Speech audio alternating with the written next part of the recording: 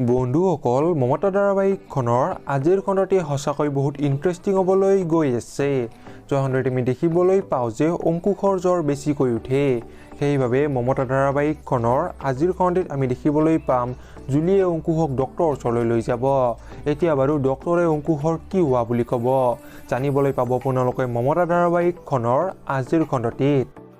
এইফালে নিশাৰ ককাইকে অংকুশৰ কথাবোৰ গম পোৱাৰ পাছত নিশাক অংকুশলৈ বিয়া নিদিওঁ বুলি কয় আৰু নিশাক কথাবোৰ পাহৰি যাবলৈ কয়। এতিয়া নিশাই কথাবোৰ পাহৰি যাব পাৰিবনে বাৰু? নীলে সমীৰণৰ পৰা জোনাকীৰ মাক দেউতাকৰ যে মৃত্যু হোৱা নাই এই কথাটো গম পায়। এতিয়া মমতা ধাৰাবাহিকখনৰ আজিৰ খণ্ডটিত আমি দেখিবলৈ পাম নীলে জোনাকীৰ ওপৰত বিশ্বাস হেৰুৱাই পেলাইছে আৰু জোনাকীক নীলে সন্দেহ কৰিবলৈ লৈছে। এতিয়া বাৰু জোনাকীয়ে নীলক কি ক'ব? সঁচাকৈ মমতা ধাৰাবাহিকখনৰ আজিৰ খণ্ডটি বহুত বেছি ইণ্টাৰেষ্টিং হ'বলৈ গৈ আছে।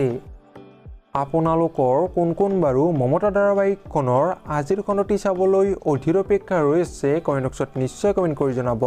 আৰু ভিডিঅ'টো যদি চাই ভাল পালে তেনেহ'লে প্লিজ এটা লাইক দি যাব আৰু এনেকুৱা ভিডিঅ'বোৰ পাই থাকিবলৈ আমাৰ চেনেলটো ছাবস্ক্ৰাইব কৰি দিব। ধন্যবাদ।